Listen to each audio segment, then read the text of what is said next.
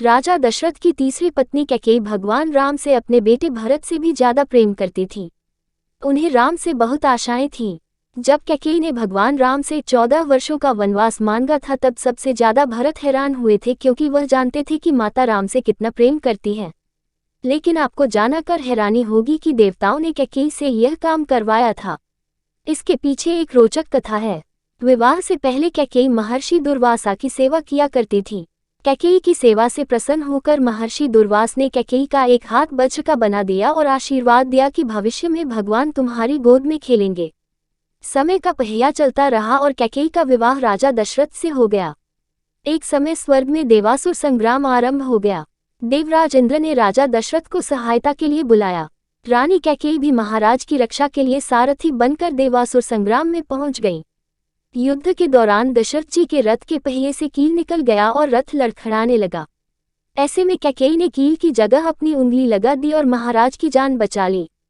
राजा दशरथ को जब पता चला कि कैकेयी ने युद्ध भूमि में किस साहस का परिचय दिया है तो वह बहुत प्रसन्न हुए और 3 वरदान मांगने के लिए कहा।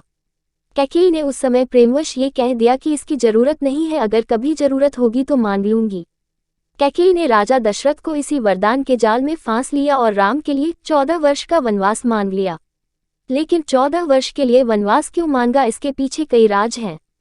कैकेयी ने 14 वर्ष का वनवास मानकर यह समझाया कि अगर व्यक्ति युवावस्था में 14 यानी 5 ज्ञानेंद्रियां कान, नाक, आंख, जीभ, त्वचा, 5 कर्मेंद्रियां वाक, पानी, पाक, पायु, उपस्थ तथा मन, बुद्धि, चित्त और अहंकार को वनवास एकांत आत्मा के वश में रखेगा तभी अपने अंदर के घमंड और रावण को मार पाएगा।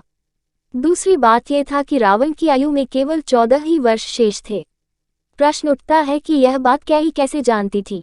ये घटना घट तो रही थी अयोध्या में, लेकिन योजना देवलोक की थी। कोप भवन में कोप का नाटक हुआ था। कैकेयी को राम पर भरोसा था लेकिन दशरथ को नहीं था, इसलिए उन्होंने पुत्र मोह में अपने प्राण गंवा दिए और कैकेयी हर जगह बदनाम हो गई। अजसू पिटारी तासु सिर, गई गिरा मति फेरी। सरस्वती ने मंथरा की मति में अपनी योजना डाल दी। उसने कैकेयी को वही सब सुनाया, समझाया और कहने को उकसाया जो सरस्वती को करवाना चाहती थी। इसके सूत्रधार स्वयं श्री राम थे, उन्होंने ही यह योजना तैयार की थी। माता कैकेयी यथार्थ जानती हैं। जो नारी युद्ध भूमि में दशरथ के प्राण बचाने के लिए अपना हाथ रथ के धुरे में लगा सकती है, रथ संचालन की कला में दक्ष है, वह राजनीतिक परिस्थितियों से अनजान कैसे रह सकती है। कैकेयी चाहती थी कि मेरे राम का पावन यश 14 भुवनों में फैल जाए और यह बिना तप और बिन रावण वध के संभव नहीं था। कैकेयी जानती थी कि अगर राम अयोध्या के राजा बन जाते तो रावण का वध नहीं कर पाएंगे, इसके लिए वन में तप जरूरी थी। कैकेयी चाहती थी कि राम केवल अयोध्या के ही सम्राट न बनकर रह जाएं, वह विश्व के समस्त प्राणियों के हृदयों के सम्राट भी बने। उसके लिए राम को अपनी साधित शोधित इंद्रियों तथा अंतःकरण को तप के द्वारा तदर्थ सिद्ध करना होगा।